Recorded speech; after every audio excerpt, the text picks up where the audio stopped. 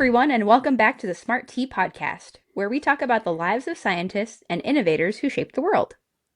Sup, Artie? Not much. Not much, Maria. How's it going? The listeners don't know this, but we are in the same house right now, and we tried We to are. record in the same room, but there was We too much did. echo. We have very cheap, bad microphones. Maybe that'll change one day, but for now, Amazon, $40. Yeah. yeah. And so I'm sitting in the room right down the hall from you. My computer is sitting on a big cardboard box. We're very high tech here at the Smart Tea Podcast. Very high tech. Also, if you're watching on YouTube, happy Easter. Oh my gosh. So Maria has the most ridiculous combination of clothes on right now. So when we started this podcast together, she suggested that if I tell her the theme of the episode each time, that she would try to find a t-shirt or something that kind of matches the theme because she literally has like 500 t-shirts. I don't know how she has so many, but she does, and they're all very cute and all very hilarious, but it's a lot. And so we're going to try to do this that every episode she's going to try and wear an on theme t-shirt. So, you want to tell the people about your t-shirt right now? Yeah, so you told me that the theme was sleep. Mhm. So this is a shirt woot shirt, and it has like a chibi version or chibi, however you say it, version of Michelangelo the Ninja Turtle laying on a box of pizza because he's having a food coma and he's asleep. So I thought that was, appropriate Very for cute. something related to sleep. It's Very very cute. cute. And not only that, but you have on Ravenclaw hat. Yes, and Easter bunny ears that pop up when you squeeze them. So, I may take these off because they may be too distracting for me. And then you're just going to have a bunch of popping in the background all the time because I'm just going to be playing with these ears. well, honestly, I'm not going to be even looking at you because I'm going to be reading my script that I have. Ah, So, you can do what you want. All okay, I'm going to right. take them off. Okay. The ears are off, sadly. That's okay. I'll bring them back later. Yeah. This episode will Also, probably be out after Easter anyway, so it's fine. You can like bunnies any time of the year. that's true. So, as you mentioned, this episode is about sleep, and the person that we will be talking about today is William C. Dement. That's an interesting name. It is an interesting name. I was really curious as to whether his last name, Dement, had anything to do with dementia or being demented or anything like that, but I could find no connection. It's just his name. The interesting thing is when you brought it up, the first thing I thought of, which Hmm. is on brand with my hat, was Dementors from Harry Oh, Potter. Dementors. Is that why you wore Yeah. that hat?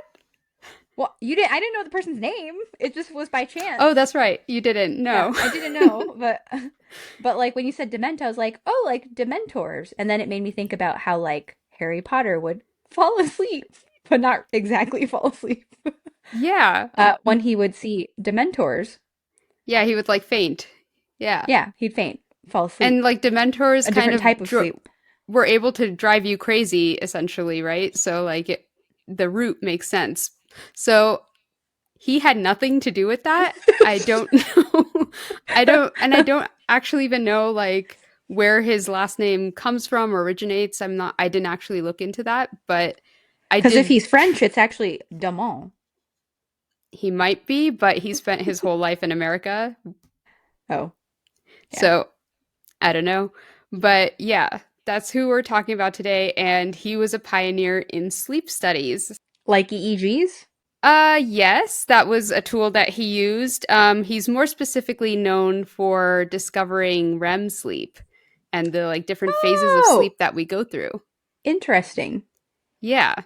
We had to learn about that a little bit Did you? For what? because at school, so like this year, we had like a physiologist come and talk to us. In your pilot school?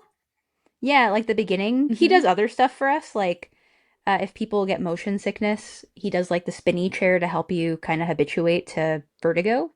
Mm-hmm. But um, or to it's really motion sickness. Let's not get into the details of that. But he talked to us about sleep because at test pilot school, you don't get a lot of sleep because we have a lot of Hmm. work, as you know from the week that you've been here.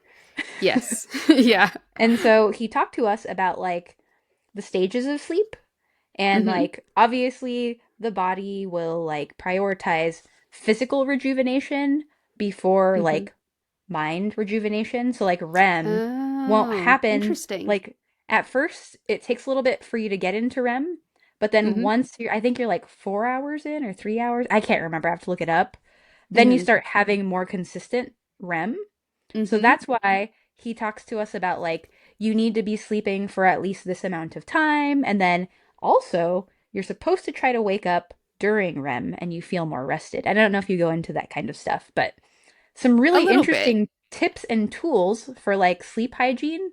And Yeah. so he like told us like, yeah, try to sleep, see like what your normal amount of time is if you don't have an Hmm. alarm on, and then Hmm. like try to go for that amount of sleep. And if you can't, like kind of trying to figure out where your little like REM windows are and trying to wake up during that so that you wake up feeling rejuvenated.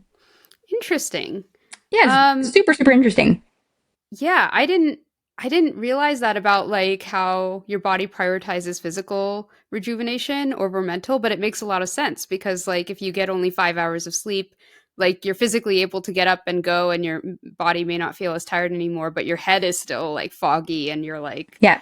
oh, I didn't get enough And it sleep makes last sense night. though, right? Because Hmm. like if your mind goes first, if you can't physically like move forward, like it's useless. Yeah. So, anyway, it's fascinating. This is where we Yeah. should put up a chart of what a typical sleep like cycle looks like. Yeah. Maybe on the YouTube channel, I will do that. Yeah. I'll definitely have some EEG readings of like circadian rhythms and sleep patterns on the YouTube channel if anyone wants to go watch there. So yeah. Cool. So let's get into his life. So William C. Dement, he went by Bill. He was born July 29th, 1924 in Wenatchee, Washington, but he grew up a bit further south, east in Walla Walla. Did I say Wenatchee right? Wenatchee. I don't know, but I have heard of Walla Walla. That is Yes, where Walla. Whitman College is. They're also Yeah. very known for their onions, Walla Walla onions. Oh, really? Hmm. Okay. His father, Charles, was a tax agent and bookkeeper, and his mother, Catherine, was a homemaker. And I couldn't find out too much about Bill's childhood, but apparently his grandfather owned a flour mill, and so he spent a lot of his teen years working on a wheat ranch. And he was also really into music and learned how to play the bass guitar. Hmm. So that's pretty much his childhood. By the time he's 17 or 18, World War II had just ended. Bill joined the US Army as a journalist and was stationed in Japan. And here he edited the regiment newspaper and developed a very clear writing style that helped him later on in academia. He spent a few years there before returning back to Washington to pursue his bachelor's degree in medical science at the University of Washington in Seattle. And this is interesting. To pay his way through college, he worked as a professional musician in jazz clubs.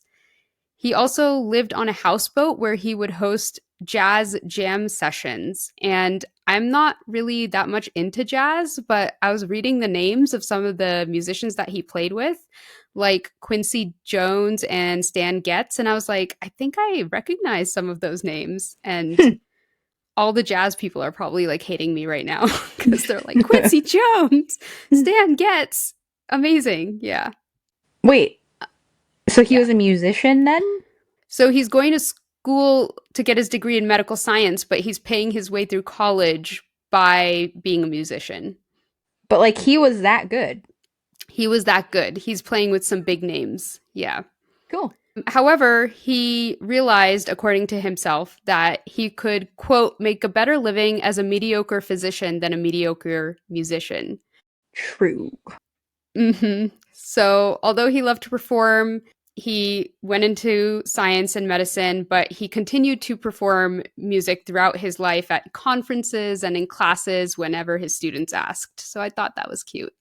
So he actually really liked music, but it's Really, a just lot. like this was not gonna pay off, so he was being practical. Yes, yes. He but he kept it up. And I think it was maybe a little known fact about him as you grew to know him as a person. It's like, oh, wait, he's actually a brilliant jazz musician. Amazing. So he graduated in 1951, and then he went to the University of Chicago to do his MD. And here in his first year, he took a psychology course where his professor was just a phenomenal teacher. And as part of the coursework, he had to read books by Freud, and he became fascinated by psychoanalysis. So, in his sophomore year, he started diving deeper into neurophysiology, and he went to a lecture by a guy named Professor Nathaniel Kleitman. And Kleitman was talking about consciousness and what happens in the brain when we're asleep versus when we're awake.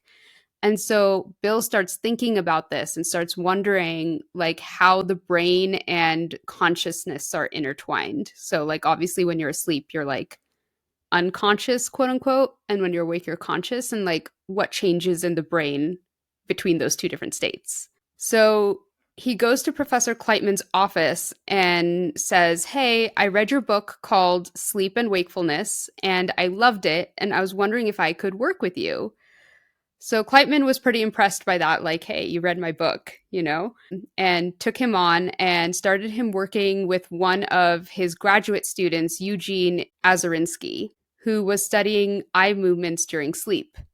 And so this is something people had known for years. They had noticed that when you're asleep, your eyes move. And Kleitman was theorizing that there were certain types of eye movements that might be an indicator of how deep asleep someone was, kind of like a gauge, you know? Mm-hmm. So the physiology department had an electroencephalogram, or EEG, as you were saying, which Azarinsky had permission to use at night. So he would hook participants up to this machine while they slept overnight, and the EEG would generate over half a mile of paper recordings of the brain activity.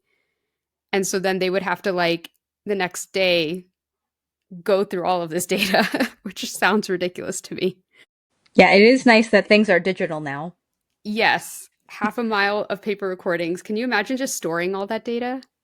No, Like, that would really suck. Or like, what if you ran out of paper oh, that and would like didn't suck. Like know? halfway through. Yeah, because those EEGs, like the leads, and then Mm-hmm. back then I think it was probably even worse. Because like even now, if you have an EEG done with all of the electrodes, like it is nasty. Yeah, I Like can that imagine. is gross. Yeah, so I can't even imagine like back then when the technology wasn't even like as refined. Yeah, If you set someone up it and it's was. like, oh, sorry, we were doing a sleep study on you and we ran out of paper. Whoops, can Or, you come back tomorrow? Yeah, yeah. that would suck. So, by doing this, they discovered that there were many times during the night when the person's eyes would start moving super fast back and forth. And at first, they thought this must be a mistake or an artifact of the EEG machine, but then they repeated the recording several times on different sleepers, including Kleitman's own daughter, and they always noticed this pattern. So this was a brand new discovery. So people had known that people's eyes moved while they sleep, but this is the first time that they've noticed like an actual pattern. And so now we know that people actually cycle through 4 stages of sleep. The first 3 stages are categorized by slower eye movements, and we spend about 75 to 80% of our time in these stages. But in the fourth stage, there's a burst of activity where our eyes are moving rapidly back and forth. And then after a while, our eye movements slow down again, and we begin the cycle again. So that's what's happening. And so this is the first time people realize that there actually might be different discrete modes of sleep. So in 1953, Azarinsky and Kleitman published a paper in Science called Regularly Occurring Periods of Eye Motility and Concomitant Phenomena During Sleep, which detailed these periods of sleep when the persons displayed rapid eye movements, which is actually what Bill later coined as REM, or REM, and increased respiratory rates that occurred 3 or 4 times during the night, almost as if the person was awake. So that was like a really interesting thing, I thought. Like they were looking at these EEG readings and they're these points of REM that they were noticing, it was equivalent, basically, like the brain activity was equivalent to the person being awake. Hmm. So Bill said that this publication was really the thing that blew open the field of sleep studies. He repeated these experiments in animals and found the same thing. They would go through these periods of sleep where the animal was like very clearly asleep, like you're looking at the animal, it's asleep. But then when you look at the EEG brain activity readout, it was the same as if the animal was awake. And even some of Bill's collaborators couldn't believe this at the time. And so when Bill was trying to publish the paper, his collaborators didn't even want to be listed as authors because they didn't believe their own eyes, basically. So when you started talking about it, I'm just imagining how you record an EEG on an animal and what Hmm. animals they did this on. Mostly cats. When the cats were asleep, like, did they sedate them or like did they give them like a medication to get the like That's I'm a just good curious question. because like once you said that, have you seen an EEG cap and like what someone I looks like when have. they have? Yeah. Yeah. So like I'm just imagining a cat Like a cat or trying to get a literally little. any animal because like for some reason since our last episode was about birds, I was like Hmm. imagining them putting it on a bird. And I'm like Oh my that head's goodness. too small. And then it's Yeah. like a dog or like oftentimes you know how in lab research they'll use mice and I'm like that's a tiny Hmm. head. Yeah, it's a really tiny head. I think Do I they think shave they the also head? did like I think I don't really know that much about it. I think they did kind of a combination of like actually hooking it into the animal's head like or scalp so that it would stay on somehow. I'm not 100% sure. Hooking it in? Yeah, Like like surgically. well, because the other thing is too, like different animals have different brains, right? So like Mhm. Yeah, the segments of our brain are going to be different than a different animal. So you'd right. likely have to have the electrode set up in a different way. But like Yeah. I would That's feel so really sad if they yeah. had to like screw things into a cat's brain. But like obviously now we care so much about our pets that like we treat them like Mhm. humans. Anyway, that's That's so fascinating. funny. Yeah, I it just makes me think of this is a tangent, but my neighbor has a dog who has seizures every now and then, and I wonder if she's been through an EEG to kind of figure out what's going on. Probably. Probably. So the thing that really hooked Bill on sleep though was after the paper Kleitman and Azarinsky was published, Bill asked Eugene Azarinsky whether he what he thought these periods of REM could be. And Eugene said, Dr. Kleitman and I think these movements might be related to dreaming. And Bill said later, quote, for a student interested in psychiatry, this offhand comment was more stunning than if he had just offered me a winning lottery ticket, end quote. So, to get at this question of whether REM and dreaming were connected, Bill and Professor Kleitman set up a study where they had 9 sleeping subjects, and they were hooked up to this EEG machine. And then once the person entered REM, Bill would wait 5 to 15 minutes and then wake the person up. And usually, when he did this, the person would say, oh, I was just dreaming about something. And they could relate that in very vivid detail what they had been dreaming about. Whereas if they woke them up during a non REM period, the people had a really hard time remembering their dreams. And so Bill and Professor Kleitman came to the conclusion that rapid eye movements corresponded to where the person was looking within their dreams. Does that make sense? It does. And then it's funny because going back to what I was talking about at the beginning, you Mm-hmm. know how I told you that you feel more rested if you wake up during REM? So Right. the way that you know if you woke up is like, so our instructor, he was like, do you normally remember what you were dreaming about when you wake up? And I'm like, yeah. And he's like, that means you probably woke up during REM. And so like Interesting. that's a good indicator for you if you're waking up at the right time in your cycle. Oh, interesting.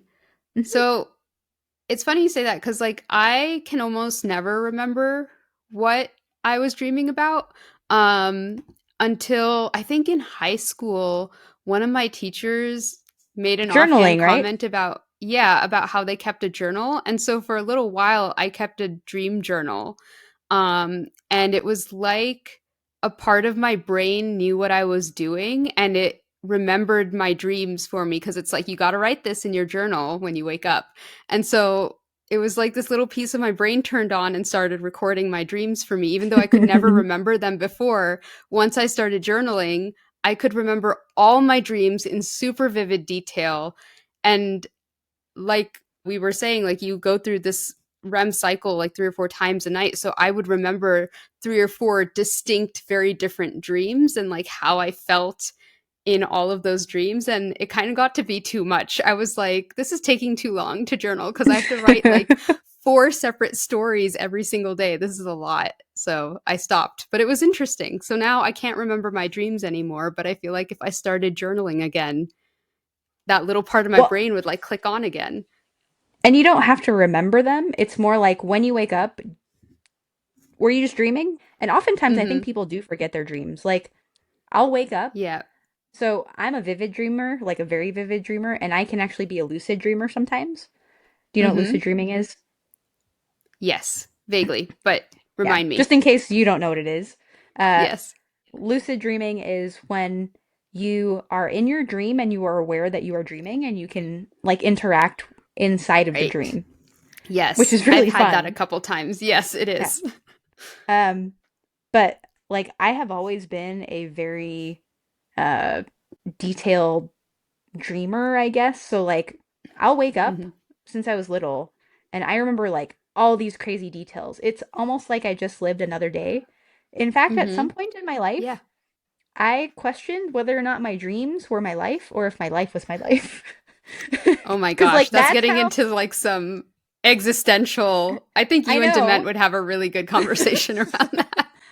But it's like fascinating. And then I mean it ends up becoming obvious what's a dream and what's not a dream, but Mm-hmm. um yeah, I've always kind of had like extremely vivid dreams.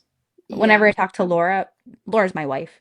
Whenever I talk to Laura about it, she's always like, "How do you dream in that much detail? Aren't you tired when you wake up?" And I'm Yeah. like, "Sometimes I do feel a little tired." Yeah. Yeah. Yeah.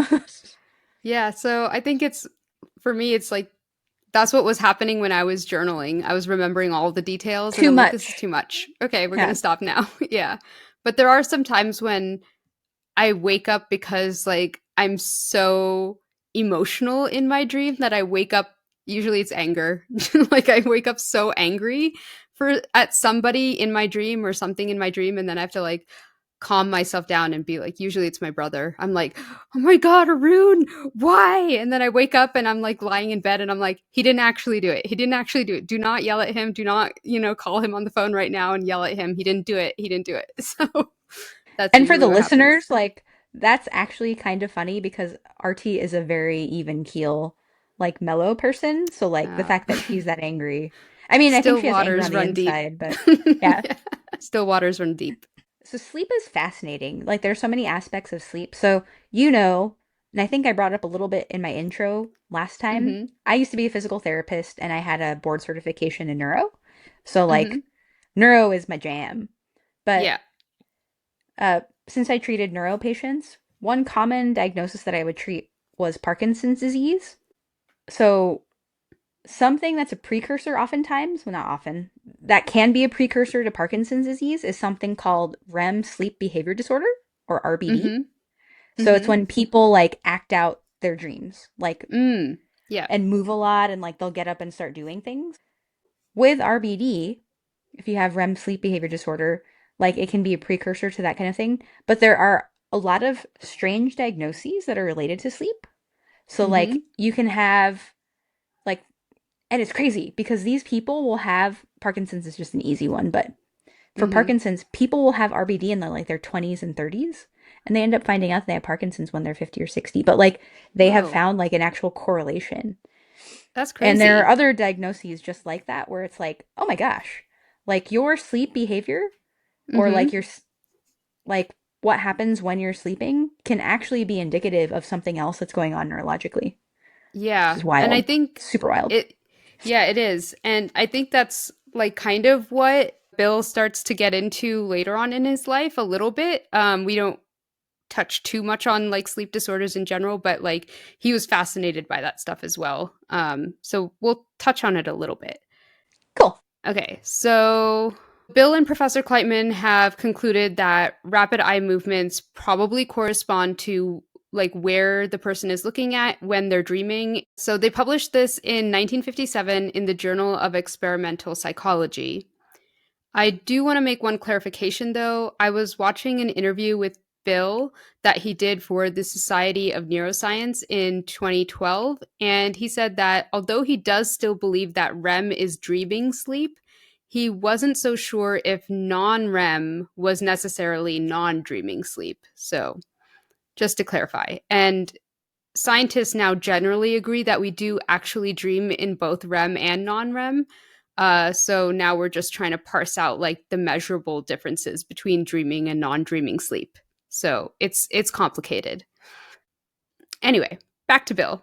So he graduated with his MD in 1955, and 2 years later, he got his PhD in neurophysiology in 1957, which is a pretty remarkable feat on its own, but even more so when you take into account that he was doing these sleep studies at night and then falling asleep himself during classes during the day. So I don't know, that just reminded me a lot of you for some reason. Yeah. Yeah. My sleep hygiene is not the best. I need to get better at that. Though actually I have found strangely, you would think that I would be dreaming more or like remembering more dreams now, but because I'm so Hmm. tired and like I have like I'm not Hmm. getting nearly enough sleep, I like don't remember my dreams the way I normally do. It's kind of weird. Oh, interesting. It's like your brain is like, I'm too Hmm. tired to remember this. Yeah, it's like I'm in survival Fascinating. mode. It's like, bro, sleep. Yeah. Don't Go think to about sleep. anything. And hopefully that doesn't mean that I'm not getting like enough REM. I'm not sure. But I Hmm. don't remember my dreams, which is sad because I love kind of at least thinking about my dreams because they're Yeah. so Maybe you weird. need to start a dream journal, but you don't have time for that. I don't have time. Okay, sorry. Okay. Continue. No worries.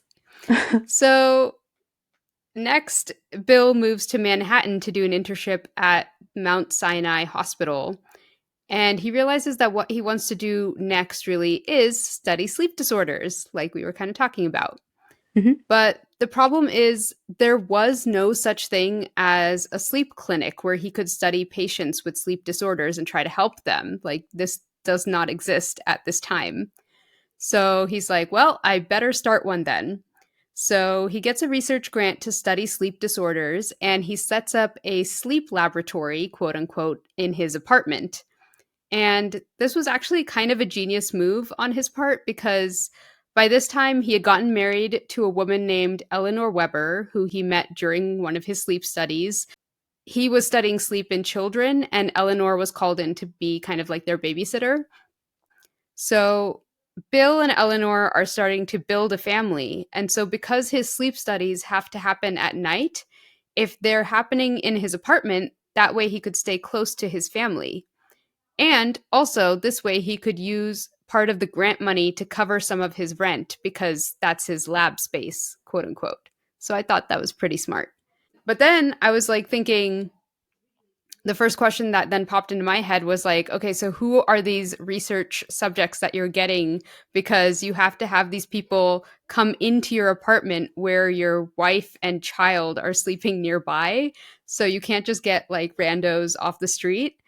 And it turns out he was able to recruit some members of the Rockettes to participate in his studies, which alarmed his landlord, who noticed all of these like really attractive ladies going in and out of his apartment all the time, which I thought was hilarious. That is funny. Yeah. But getting subjects was definitely a difficulty for him, and Bill often had to resort to studying himself, and his wife would wake him up when he went into REM or when he wanted to be woken up. So, from these studies, he published a paper in Science in 1960 on what happens when a person is deprived of REM sleep. So, immediately after he noticed the sleeper's eye movements starting to increase, he would wake them up. And he found that this increased irritability, anxiety, and appetite in these subjects. And in following nights, when the subjects were allowed to sleep without interruption, they entered REM faster and stayed in REM longer. He wrote, quote, "The results have been tentatively interpreted as indicating that a certain amount of dreaming each night is a necessity."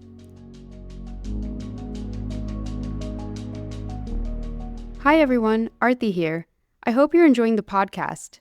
If so, and you wish someone would tell your science story, I founded a science communications company called SciComm, that's SYKOM, that can help. SciComm blends creativity with scientific accuracy to create all types of science communications content, including explainer videos, slide presentations, science writing, and more. We work with academic researchers, tech companies, nonprofits, or really any scientist to help simplify your science. Check us out at scicommer.com. That's SYKOMMER.com. Okay, back to the story. In 1962, one of the professors he had known in Chicago was recruited to be the first chairman of the Department of Psychiatry in the medical school at Stanford. And this professor reached out to Bill and invited him to join the faculty. So Bill went to visit Stanford in January, and he just couldn't get over the fact that back in New York, his car was buried under 3 feet of snow. And here at Stanford in January, it was warm enough to walk around in the sunshine, and they were eating ice cream cones. And Bill was like, dude, I will pay you to come to Stanford. So in 1963, he moves to Stanford, which I gotta say, that's the best. Like, California's the best, just saying. Hey. On a bit of a related tangent, so we're taking a little side quest here.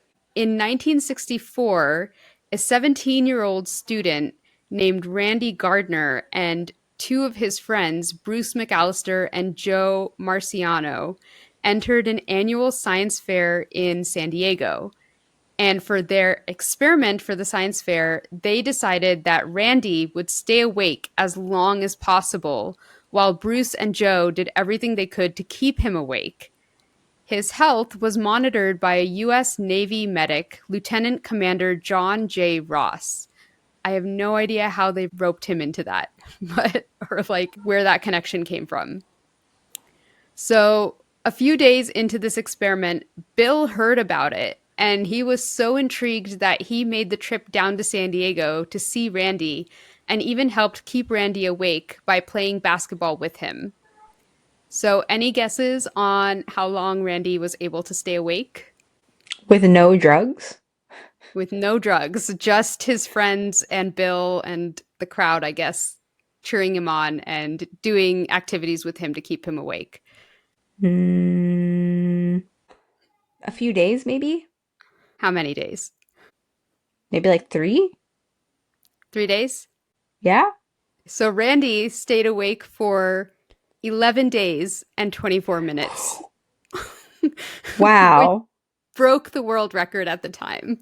Wait, someone's done it longer than that now? So now they don't allow you to try and break that world record anymore because of the psychological and mental health hit that you take by doing this. They're like, this is too dangerous. People should not be doing this because Randy, although he was physiologically fine, he reported moodiness, trouble with concentration, paranoia, and even hallucinations. During that time or after? Yeah, during that time, during those 11 days. Like, I think towards the end of the 11 days, he started hallucinating and, having paranoia. So my question is, like, was he having micro sleeps? So like there's something called, I Hmm. believe they're called micro sleeps. So it's like you're asleep and you don't even Mm-hmm. know it. I can't remember what the study was, but there was a presentation on, I think it was like flight safety, and Mm-hmm. they did this whole experiment at looking at when pilots were actually taking micro sleeps during like Mm-hmm. really long flights, like hours. And like you're taking micro sleeps and you have literally have no idea. And these pilots were taking like hundreds of micro sleeps or something crazy like that. And I'm really curious during that time period, like obviously they couldn't monitor that at that point, but Mm-hmm. like you can easily take a microsleep if you're not doing anything, and like there's not Yeah. necessarily going to be an indication that you're asleep, Mm-hmm. but like your theoretically you would need that sleep, right? So like your brain Yeah. needs it, your body needs it a little bit. So like even Yeah. if it's for like a split second to keep you alive. Yeah.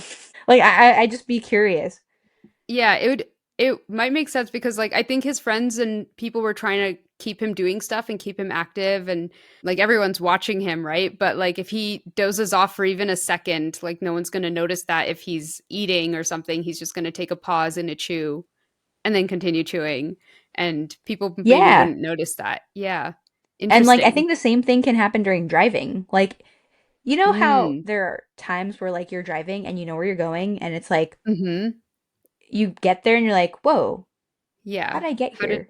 And I yeah. think yeah. What's back there? And Which is scary. yeah, and I think during those types of moments, I think it's pretty Mhm. easy to have a micro sleep, especially if you're Yeah. really tired. So I'm like curious, Yeah. like what activities he was doing, because also toward the end, I'm assuming he probably didn't have the energy to play basketball. You know, Probably not. like Yeah. Probably didn't want to like what either. was He was he? probably just like, "Dude, leave me alone. I hate you all." Yeah, exactly. Yeah. Anyway, that would be very interesting to see. And then that makes me think of like experiments that people did in the past that would not Mhm. fly now, like Yes. the Stanford prison experiment Yeah. and like Yeah. all of those kinds of things. Yeah. This is one of those like banned ones that is like no one can try to do this anymore. It's too dangerous. Yeah. But the other thing that I found interesting was afterwards, after these 11 days and 24 minutes, he went to sleep for 14 straight hours. And after that, he was fine. He was like, yeah, I'm good now. And he went back to a normal sleeping schedule. So that's all it took. I don't know if I believe that. Because like you even think about jet lag, Mm-hmm. or like Yeah. even after like a long period of travel, you catch up. Like you have to catch up, Mm-hmm. right? Like Yeah. or I can't remember who told me this, but someone told me that like when you're sleep deprived, that sleep deficit, it adds up. Like it's Mm-hmm. additive. It's like, oh, I Mm-hmm. lost 2 hours of sleep one night and then I lost an hour of sleep the next night and I lost an hour of sleep the next night or something like that. Yeah. It adds Yeah. up if you don't like Make it up getting a somewhere. little like Yeah. making it up and getting more sleep later. Yeah. So I'm curious if like he was like back to normal in terms of like I'm not hallucinating anymore, but Yeah. like did he actually like for a couple of weeks feel a little bit off and maybe he slept a little bit extra or maybe he Yeah, took and we naps can't when really he know this wouldn't because we usually? don't have like EEG recordings of this. Like this wasn't a sleep study. So Yeah. it was just like three random high school kids who were like, "Let's do this for a science fair and try to break a world record." Like it's not like a legit scientific study, so we don't really know. Super interesting. Yeah, but that's actually what first got me interested in this story because I remembered hearing about this and I did think it was part of a legit scientific study. So I was trying to figure out like, wait, who was the scientist who led this study to see like how long a person could stay awake? And then I figured out it's just the 17-year-old kid trying to break a world record. But he did actually manage to attract the attention of Bill Dement, who's like now a Stanford professor, and so that's how I kind of went down this rabbit hole. Cool. And Bill's work was actually influenced by this because since he had stayed awake to try and keep Randy awake, when he was driving back north to Stanford, he actually was stopped by the police because he was driving on the wrong side of the road on a one way road. Whoops. Yeah. Have you heard Yeah. of that one study? Or I guess there've now probably been multiple studies about the effects of sleep deprivation as compared to someone who has consumed alcohol. I've seen these studies. I've heard of these Yeah. studies. So I'd have to pull it up, but like I think after you've been awake for close to 24 hours or something like that, Mm-hmm. it's like the same as having a blood alcohol content of like zero point 0.1 or something like that. Those are made up Yeah. numbers, so please don't quote me on that. But if you look up that sleep study, Yeah. it's interesting because lack of sleep ends up impairing your ability to drive and just impairing your body the same way that Mm-hmm. consuming alcohol would, which is wild. Yeah. How important sleep is. Yeah. Oh my gosh, I Yeah. just looked it up and it is. Being awake for at least 18 hours is the same as someone having a blood alcohol content of 0.05%. Being awake for at least 24 hours is equal to having a blood alcohol content of zero point 0.1. Wow. That's scary. Yeah. Yeah, it So really does, like you said, shine a light on how important sleep is. it makes you think about like truckers. And I know they have Yeah. rules about like when they're supposed to sleep, but I know Mhm. I've heard stories from patients and other folks where it's like Mhm. if you have to get your load to a specific spot at a certain time and like there was traffic or you're running behind. Yeah. And I think also there's probably some pressure too to like the faster you can get it there, the more bonuses you get, or like the more pay you get, or the more loads you can haul. So they want to like, Exactly. yeah, Yeah. they want to keep driving even though they're supposed to take a break. So it's really scary. And that's actually a great segue because Bill Dement realized this, like because he was stopped by the police, he started looking into what the effects of being drowsy behind the wheel was, and he realized that it's like one of the biggest causes of motor vehicle deaths, and he wanted to bring awareness to this. So he came up with this campaign called Drowsiness is Red Alert, and he used it as a way to raise general awareness about how to recognize the signs of drowsiness and take precautions to keep yourself and everyone around you safe while you're maybe sleep deprived. He also developed a sleep and dreams undergraduate course at Stanford, which was hugely popular. And during his class, if he noticed any of his students starting to doze off, he would squirt them with a water gun and yell, "Drowsiness is red alert!" and wake them up.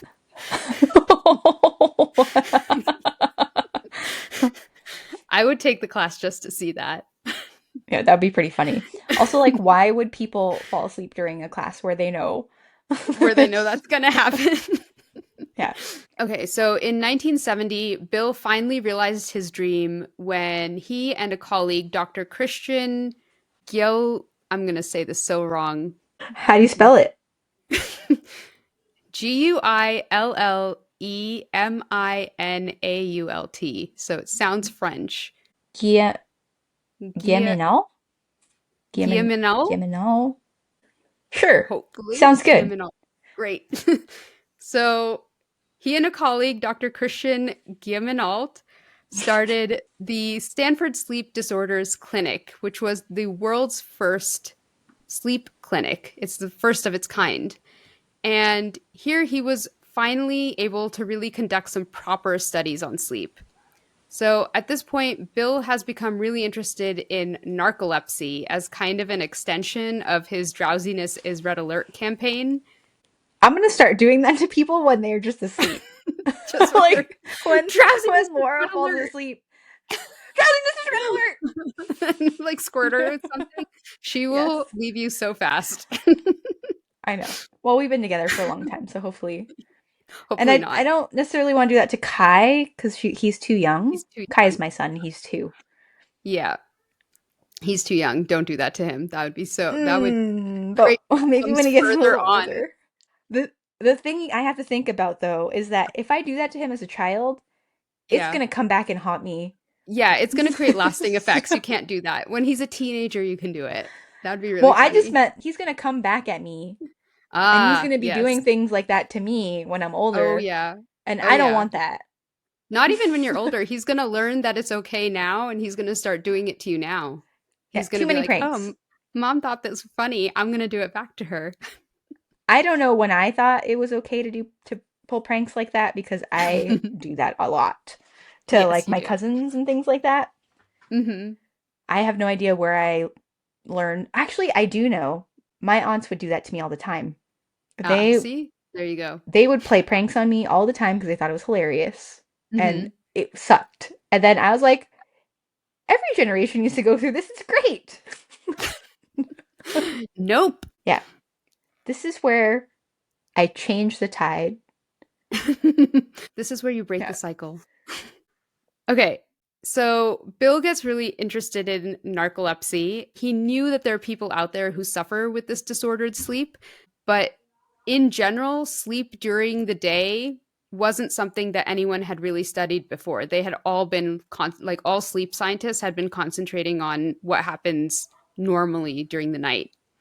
So when he was trying to gather research subjects, it was really difficult for him because he tried to go through the proper conventional channels that Stanford had for getting people to participate in medical studies, but he couldn't really get anyone because many medical institutions and insurance companies didn't recognize sleep disorders as a thing. They don't recognize sleep disorders as a legitimate medical study. So what he ended up doing was putting an ad out in the San Francisco Chronicle basically saying, "Hey, if you have any of these symptoms, we would like to study you." And he got nearly 100 responses, which for him was huge because even when he was in New York, like we said, he had barely been able to scrape together 10 subjects from the Roquettes for these studies on REM deprivation in one of the biggest cities in the US. So this response was really great for him.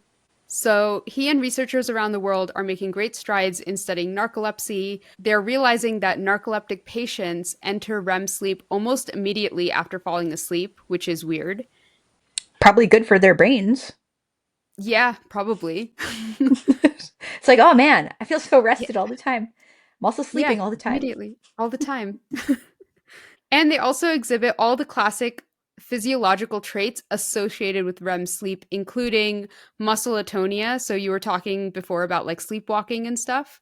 So muscle atonia is what happens usually, normally during REM sleep, where your muscles are temporarily paralyzed, so you don't act out your dreams and flail around and walk around and hurt yourself or others. What is it called?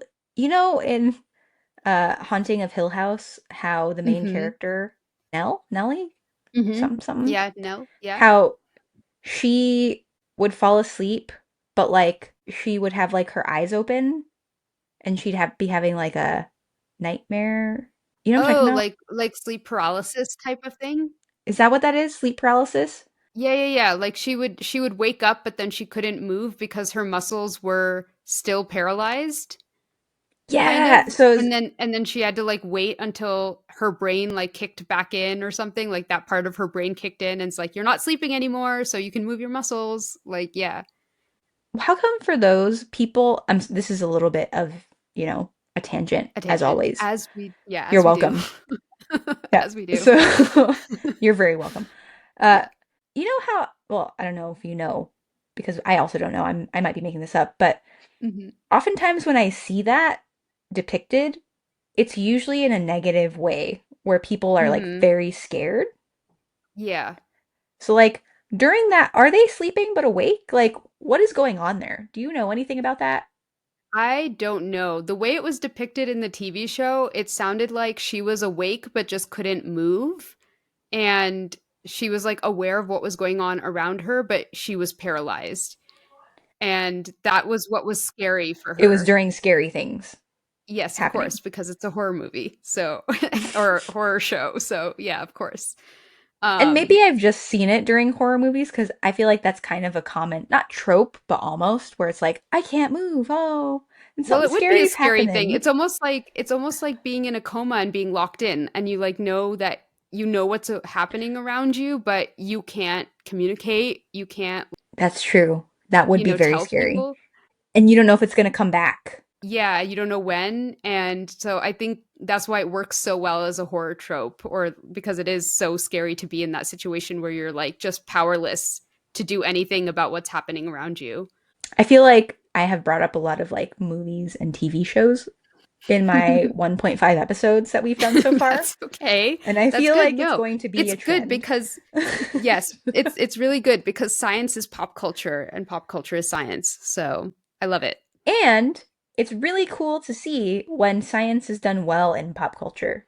Yes, In absolutely fact, agree. in one class I took, Hmm. one of my professors, he actually made us watch a part of The Martian Oh, really? because that movie apparently has a lot of really good science, but Hmm. there was one part where we actually did the math to figure out Hmm. if the science was good just for that one very dramatic part, and it actually was wrong.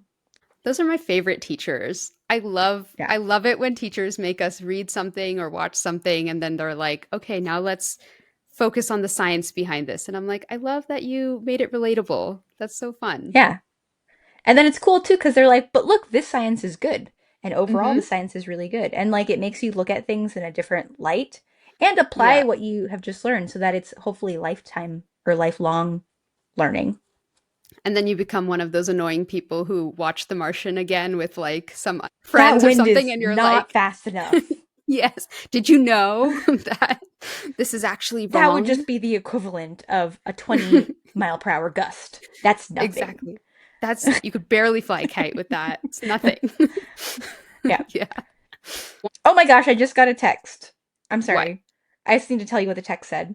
Yes. My father-in-law, he just sent me a text that said, I really enjoyed your debut podcast with RT for Smart Tea. And he doesn't have any idea Yeah. that we're recording right now.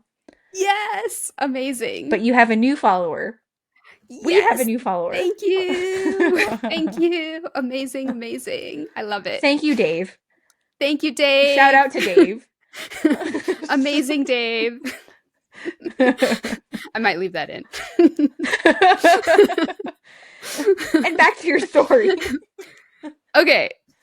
Anywho, back to Bill. In 1973, Bill takes a recording of one of his patients to show at the American Neurological Association. And when he played the video, one of the neurologists in the audience at this conference comes up to him and says, "You know what? I know a dog that exhibits exactly those same behaviors." And it turns out that the dog in question was a French poodle in Saskatchewan. So Bill contacted the owners and bought the poodle from them. And they named her Monique because she was French. And they started studying her and gathering more dogs that had narcolepsy by going to vet clinics and animal shelters. Because it's easier to run tests on animals? Right. Yeah. Okay. I mean, cool, I'm on board, but just wanted to clarify that they're just essentially gathering test subjects. They basically are. It's like so what their goal is here is they started breeding the narcoleptic dogs together, and they were able to basically create a animal model of narcolepsy, which they didn't have before. So it turns Hmm. out narcolepsy is a heritable trait that's controlled by a single recessive gene. And so by breeding these dogs together, they were able to come up with a litter of puppies that all exhibited narcolepsy, which is so cute and so sad at the same time. Like all these little dogs just falling asleep randomly. Yeah, that would actually that would be challenging, Yeah. especially if they just raise them and then they just have an entire like household of Yeah. narcoleptic dogs Yes. just falling Just on each falling other, asleep. falling Yeah. asleep. Randomly. Chasing after the ball and fall asleep right in the middle of the field. So, through their studies, they and other scientists were able to figure out that this recessive gene that, was heritable and coded for narcolepsy, the gene coded for a receptor for the neuropeptide hypocretin. And hypocretin is an important neuropeptide in our brains that basically tells us to stay awake during the day. So narcoleptic dogs either didn't have that receptor or the receptor was mutated in such a way that they couldn't recognize hypocretin. And because of that, they weren't getting the stay awake signal. And so they would fall asleep. And when they went back and looked at narcoleptic patients, they realized that the hypocretin neuropeptide was missing in some of these patients altogether. So, just to be clear, all this work wasn't done solely by Bill and his team. Like scientists all around the world were working on mapping out the hypocretin system in both dogs and humans, but he was very involved in this research. And according to Bill, identifying the hypocretin system has probably been one of the biggest breakthroughs in sleep research since discovering REM sleep. Which he was involved in also. He was involved in. Yes, Yeah. exactly. So, So my pretty much second biggest breakthrough. Yeah. it's like pat on the back, just saying. Yep, that was me too.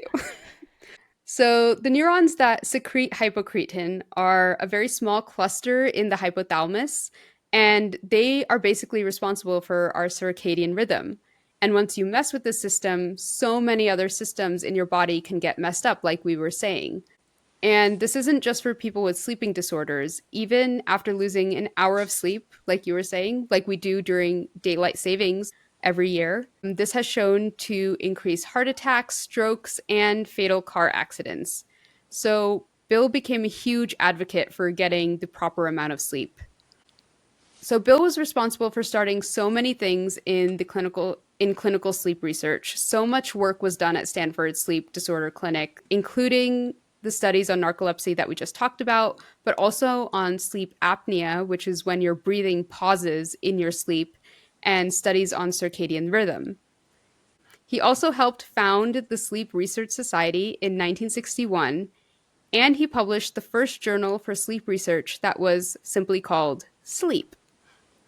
And in 1975, he established the American Academy of Sleep Medicine and was its first president, serving for 12 years. So Bill was really also instrumental in setting up a network of sleep clinics around the US, including one in his hometown of Walla Walla, Washington.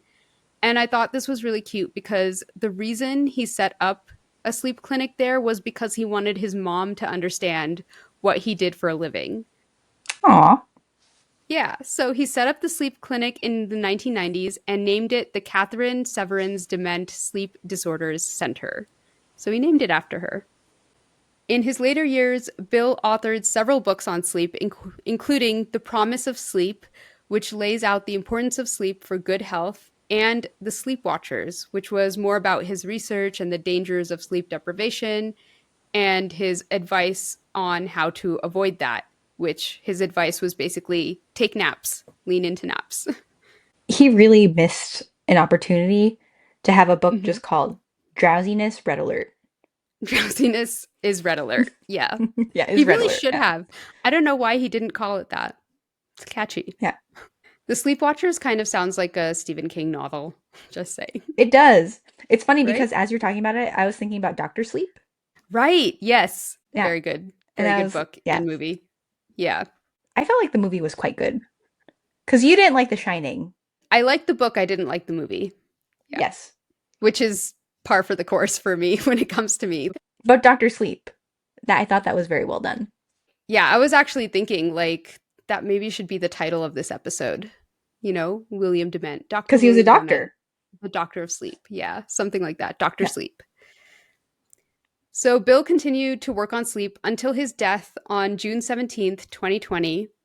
He died peacefully in his sleep, as is fitting, at the age of 91 years old. And just like one more like small point that I wanted to say before we wrap up this episode is that Bill's son Nick named his child Zaniel Zayden Zoe to give him the initials ZZZ. ZZZ. Yeah, in honor of his father's work. Poor Which child. I know. I was like, Zaniel. Okay. Why not Zachary? That would have been It's super easy. There yeah. are names that start with Z. There are names. There are yeah. I'm not one to talk though, Arati. So Ah, Rati. Rati. Yeah. But that's the story of William Dement, Doctor of Sleep. I'm Yeah. actually in need of some REM sleep. Who isn't, man? Who isn't? Everyone go take a nap after this episode. Hopefully not during the episode. Yeah, hopefully we didn't put you to sleep. Or maybe we have folks like I like to listen to audiobooks when I fall asleep. Maybe people like Hmm. to listen to podcasts. So maybe you did fall asleep and Maybe good you on did. you. Yeah. Just have good sleep hygiene. The dulcet tones of our voice. Awesome. Well, I'm glad you enjoyed it. Let's go take a nap. Thanks for listening. If you have a suggestion for a story we should cover or thoughts you want to share about an episode, reach out to us at smarttpodcast.com. You can follow us on Instagram, TikTok, and Blue Sky at Smart Tea Podcast and listen to us on Spotify, Apple Podcasts, YouTube, or wherever you get your podcasts. And leave a rating or comments. It helps us grow. New episodes are released every other Wednesday. See you next time.